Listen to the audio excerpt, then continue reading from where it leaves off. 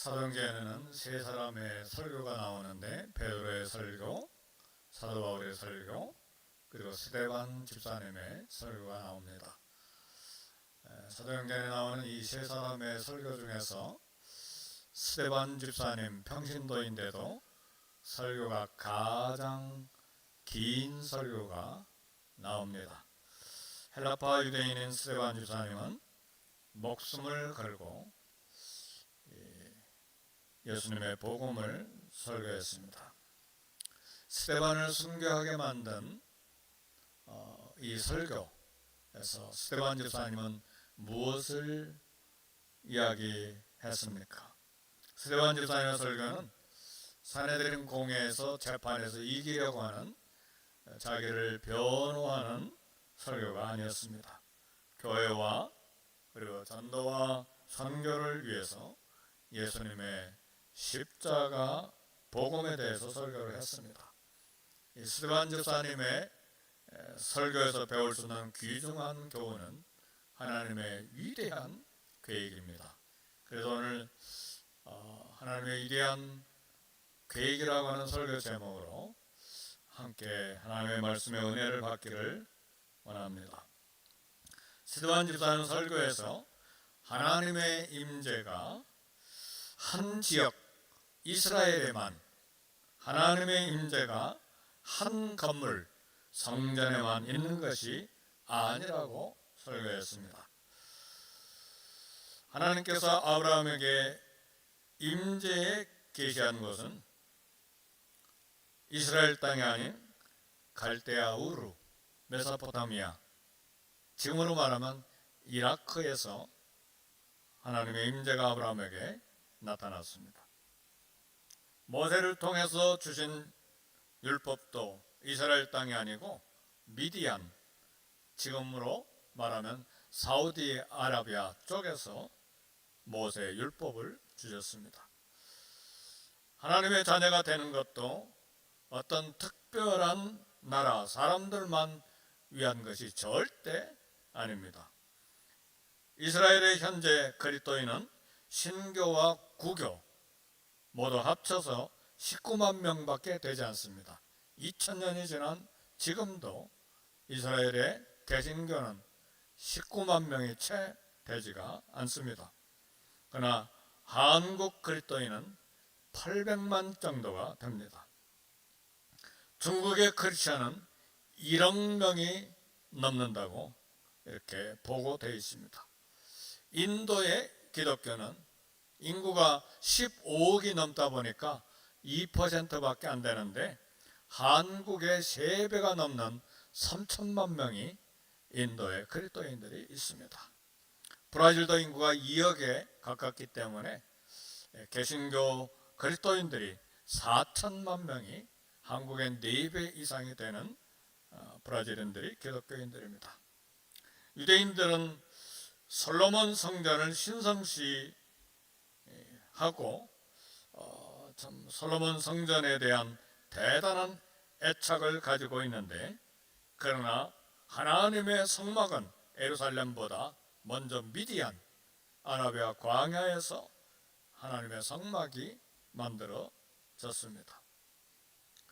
스데반 집사님은 유대인들의 메시아 예수님 배척은 이스라엘 조상들의 습관이라고 지적을 했습니다. 하나님은 요셉을 이스라엘의 구원자로 세우셨지만 조상들의 형들은 요셉을 미워해서 팔아먹었습니다. 하나님 모세를 이스라엘의 구원자로 세우셨지만 이스라엘 조상들은 모세를 반복해서 거절했습니다. 이스라엘 조상들은 많은 선자들을 죽였고 마침내 구원의 주 메시아 예수님을 죽인 것입니다. 스데반 집사님의 설교에서 이야기하고자 하는 것은 복음은 이스라엘만 아니라 세계 열방 구원을 위해서 준비된 하나님의 축복이라는 것을 설교를 했습니다. 부활하신 예수님은 열방 구원을 위해서, 세계 만민의 구원을 위해서 사도행전 1장 8절에 오직 성령이 너에게 임하시면 너희가 권능을 받고 예루살렘과 온 유대와 사마리아와 땅 끝까지 이르러 내 증인이 되리라 하시니라. 세계 열방 구원에 대한 말씀을 해주셨습니다. 이것이 산헤드린 공회 재판장에서 행한 스데반 집사님의 설교의 핵심 내용입니다.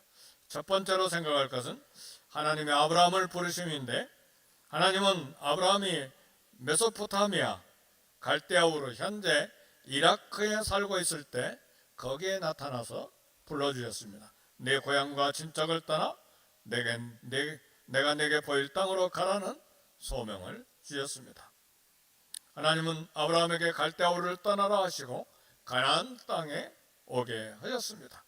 스데반이 유대인들에게 하고 싶은 말은 하나님의 위대한 계획이 있기 때문에 모두 다 하나님이 하셨다는 것을 이야기하기를 원하십니다. 우리 인생의 길을 허락하신 분 하나님이시고, 내 인생의 길을 걸어가게 시작하게 하신 분도 하나님이십니다. 따라서 내 인생의 길과 내 인생의 방법 모두 다 내가 하려고 하는 것이 타락의 시작입니다. 에덴 동산에서도 아브라함이, 아담이, 하와가 내 인생의 길을 내 방법과 내 목적대로 행하리라, 바로 그런 생각을 하기 시작한 것이 타락의 시작이요, 그리고 결국은 죄를 범하게 됐습니다. 전도에서 영원히 간증받는 것 내가 한 것이 아니라 하나님이 전부 하시는 것입니다. 하나님이 나를 통해서 혹은 누군가를 통해서 전도하게 하신 것이고, 성령의 역사로 영혼을 건지게 하시는 것입니다. 구제하고 봉사하는 것, 내 주머니에서 돈이 나온 것이지만 하나님이 하시는 것입니다. 하나님께서 내가 긍휼과 은혜의 마음을 갖게 하셔서 하나님이 하게 하시는 것입니다. 우리 교회는 누가 세웠습니까? 우리가 예배를 드리고 있지만 하나님이 하시는 것입니다. 이것이 신앙이고 진실한 사실이고, 이것이 겸손한 믿음과 진실한 고백입니다. 대체 하나님이 천지를 창조하시고 타락한 인간을 구원하신 분이 하나님이십니다. 내가 하나님을 찾고 내가 하나님께 구원을 요청해서 내가 구원받은 것이 아닙니다. 하나님 예수님을 땅에 보내시기 위하여 스데반 집사님의 설교를 통해서 우리가 알게 되듯이 아브라함을 부르시고 다윗을 택하셨습니다. 그리고 하나님은 다윗의 후손인 예수님을 구원자로 이 땅에 보내셨습니다. 이것이 창세기에서 계시록까지 일관되게 말씀하시는 하나님의 위대한 계획이고, 모두 다 하나님이 하신 것이고 하나님의 구원입니다. 하나님 나를 불러서 복음을 듣게 하시고 믿게 하시고 구원하신 것입니다.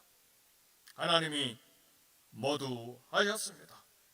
내가 믿게 하시고 나를 구원하시고 심지어는 미국 땅에까지 저와 여러분을 오게 하신 것입니다.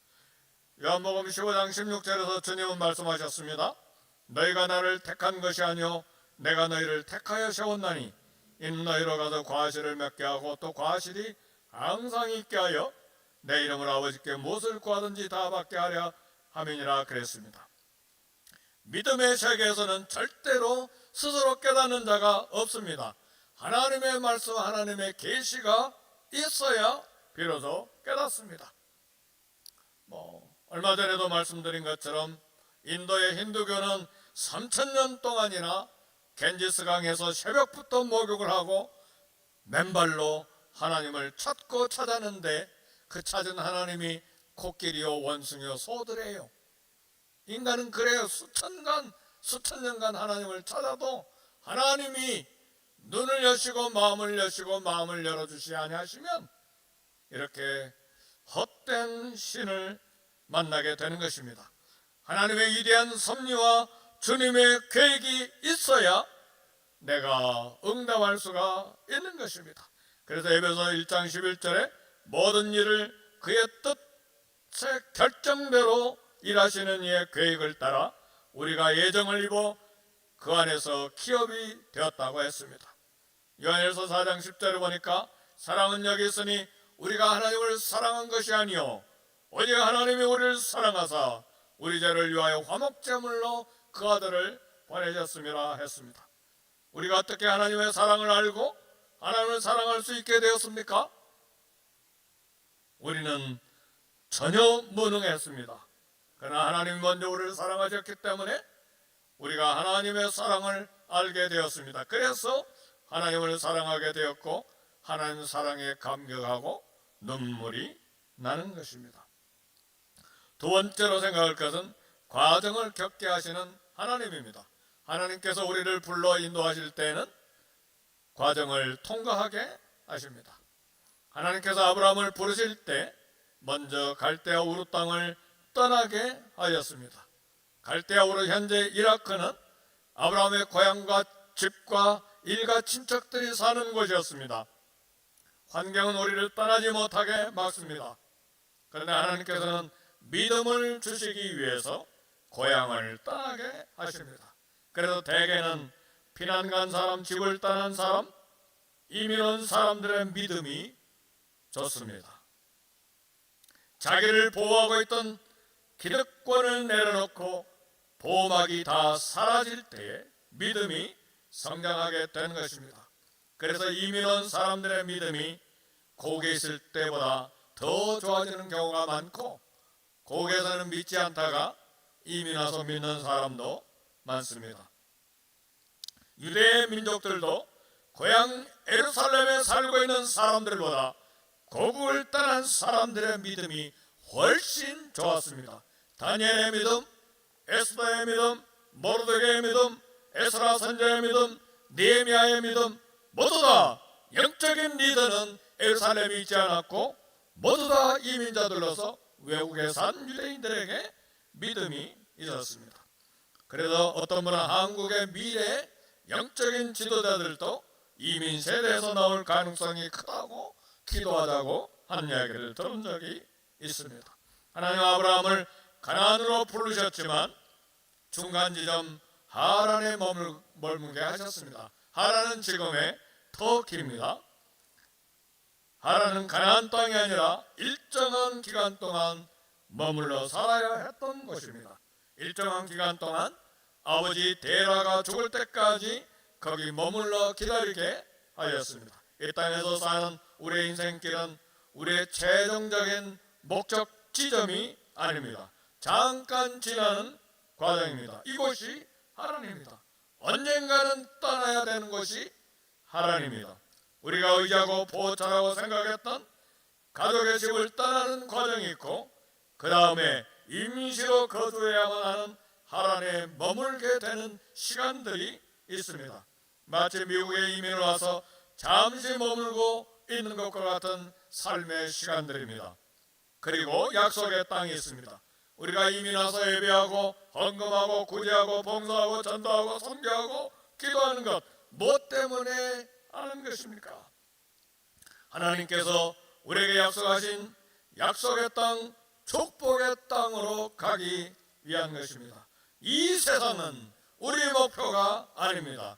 미국 땅의 삶은 절대로 우리 목표 지점이 아닙니다. 하나님은 젖과 꿀의 가나안 땅과 같은 새하늘과 새 땅으로 저와 여러분들을 인도하십니다. 우리의 목표는 임시 거주처인 하란이 아니라 영원한 나라 하늘과 새 땅입니다. 사도행전 7장 5절에 보니까 그러나 여기서 발붙일 만한 땅도 유업으로 주지 아니하시고 다만 이 땅을 아직도 자식도 없는 그와 그 후손들에게 소유로 주신다고 약속하셨습니다. 하나님께서 아브라함에게 약속하신 대표적인 건 두 가지인데 땅과 후손입니다.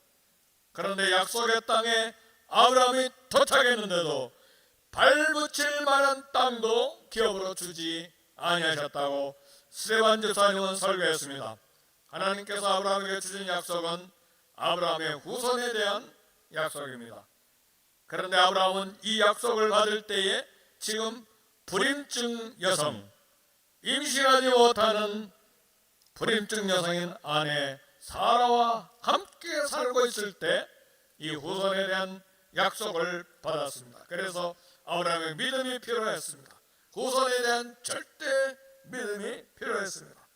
하나님 우리에게 주시는 축복은 우리만 아니라 후손을 포함한 축복입니다. 임종이 얼마 남지 않는 사람들에게 실감이 나는 큰 도전의 말씀입니다. 땀 흘려 고생해서 모았던 돈과 재산이 아무 소용이 없다면 실감이 날 것입니다. 불과 수개월 후에 세상을 떠난다면 돈과 집과 공장이 아무 필요가 없습니다.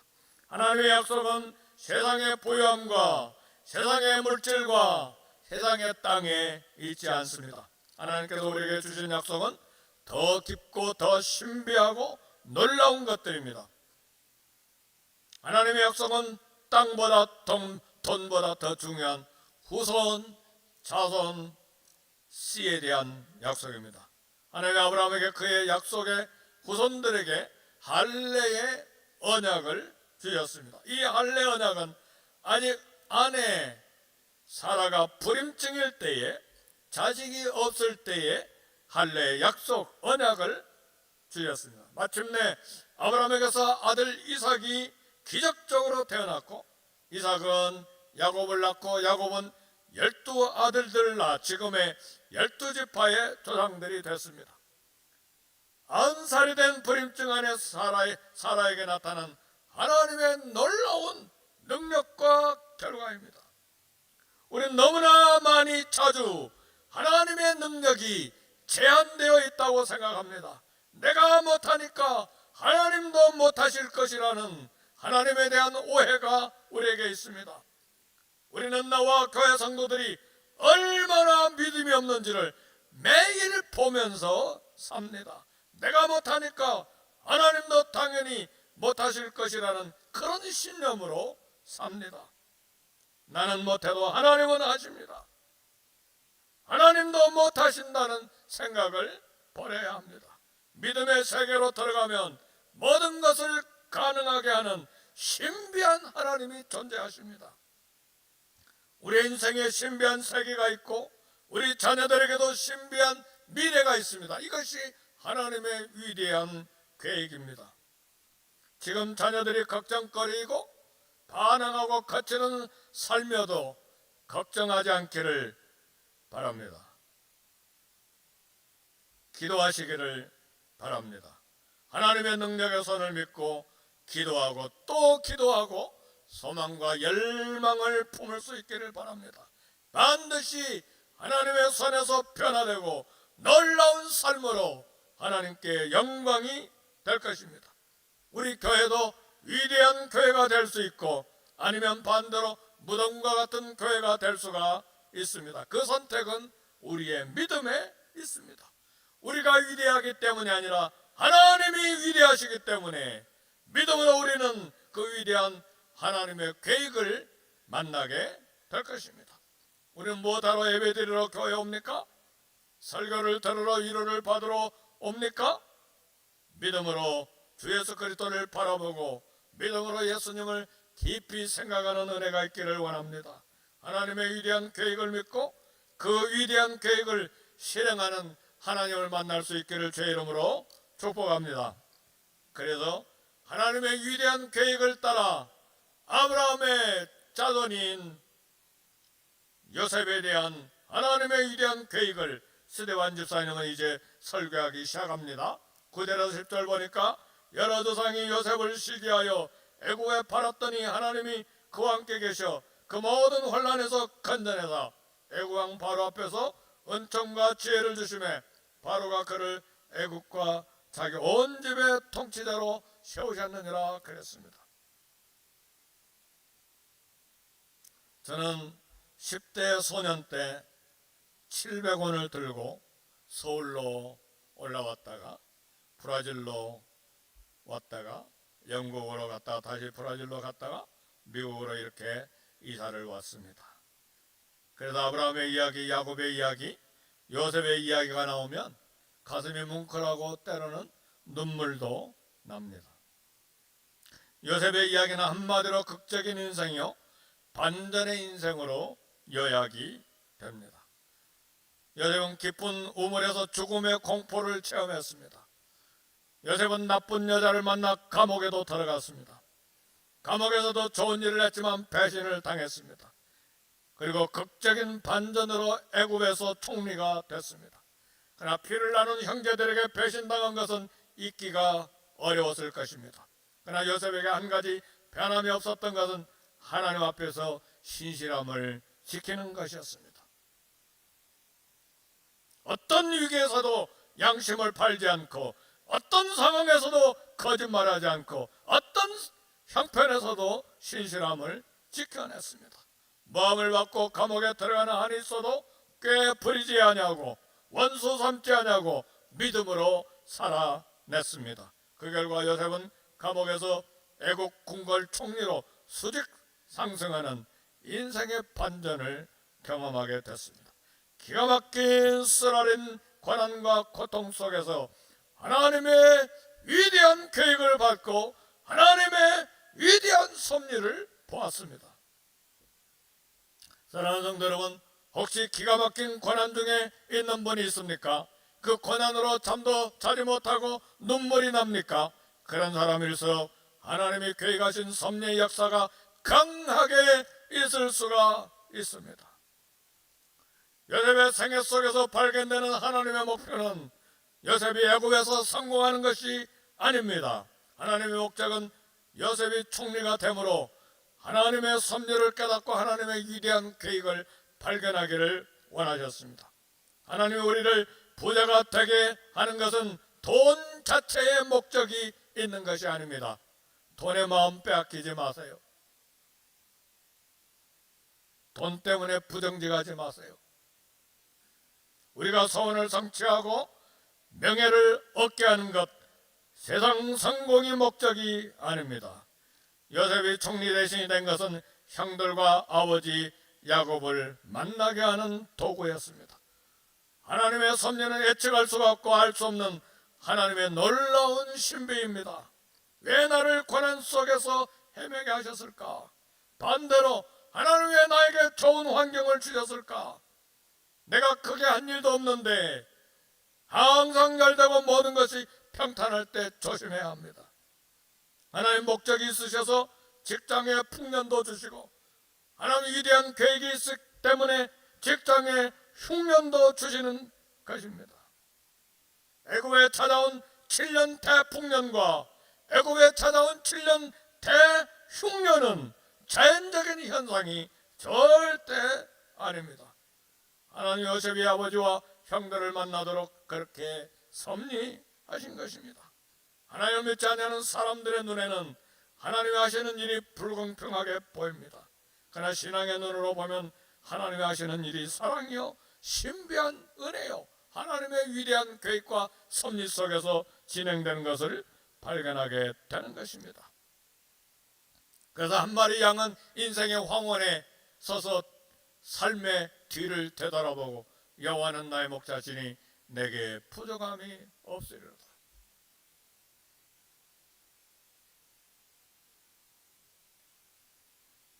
긴 신앙생활, 긴 인내로 주님을 신뢰하고 여기까지 왔을 때 비로소 하나님의 손길이 내 발자국에 있었음을 발견하고 여호와는 나의 목자시니 내게 부족함이 없으리로다 고백한 것입니다. 양이 하나님께 헌신한 것이 아니라 하나님이 양을 위해 전적으로 헌신함을 발견하고 여호와는 나의 목자시니 내게 부족함이 없으리로다 고백한 거예요.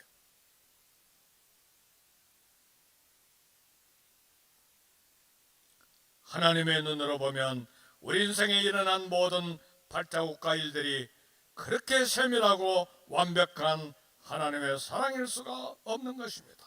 마침내 애굽의 대풍년과 대흉년 때문에 요셉의 22년간의 눈물이 끝났습니다. 흉년 때문에 양식이 떨어진 아버지와 형들이 애굽으로 이민을 온 것입니다. 믿음의 조상들은 모든 위기에서 버림받지 않고 결코 망하지 않았습니다. 우리 성도들의 현재 삶이 사방으로 막혀 있어도 결코 망하는 법이 없습니다. 아무리 위기와 절망적인 상황에서도 하나님이 망하게 두지 않으십니다. 우리가 산 삶의 모든 기초가 무너져도 걱정하거나 두려워하지 않기를 바랍니다. 한 마리 양이 황혼의 인생의 뒤안길을 되돌아보고 사망의 음침한 골짜기를 지나왔다 할지라도 주께서 나와 함께 하심이라.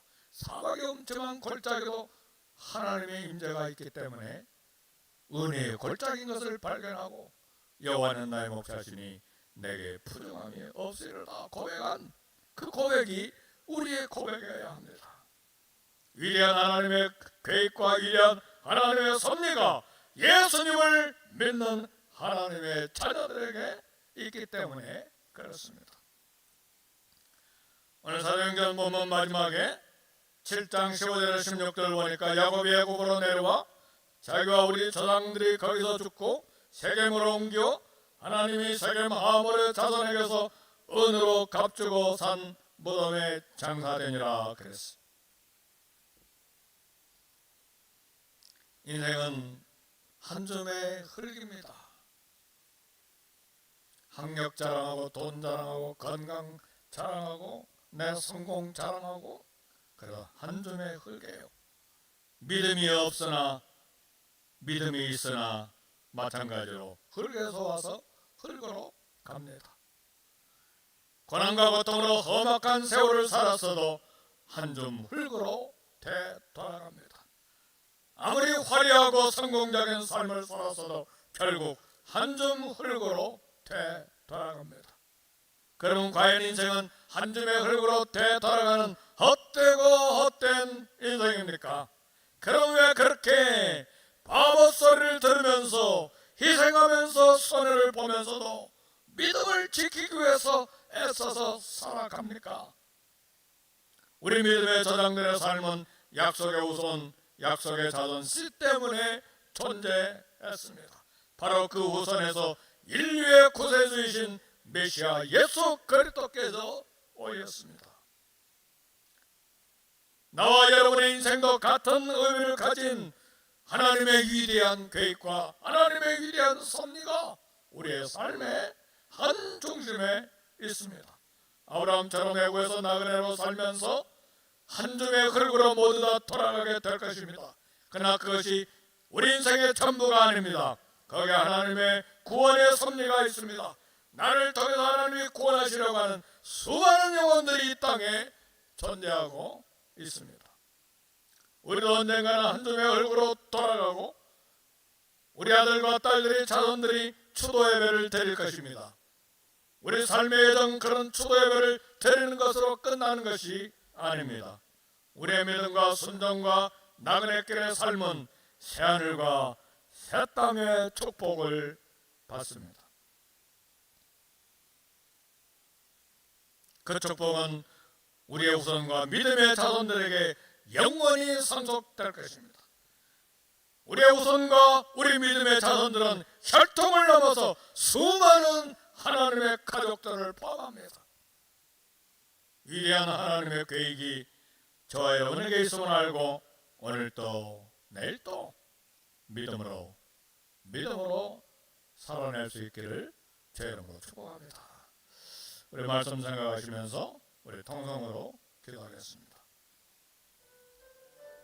하나님 아버지 감사합니다.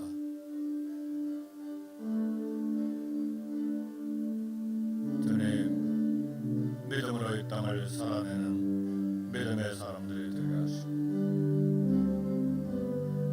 하나님의 위대한 계획과 섭리가 우리 삶에 있음을 알고 믿음으로 이 땅을 살아내며 믿음으로 헌신하며 믿음으로 주의 나라를 위해 우리의 삶을 사용하는 지혜가 있게 해 주옵소서. 어떤 환경에서든지 믿음으로 이 땅을 살아내는 믿음의 담대한 우리 모든 성도들이 다 되게 해 주시옵소서. 우리 다 같이 일어나서 393장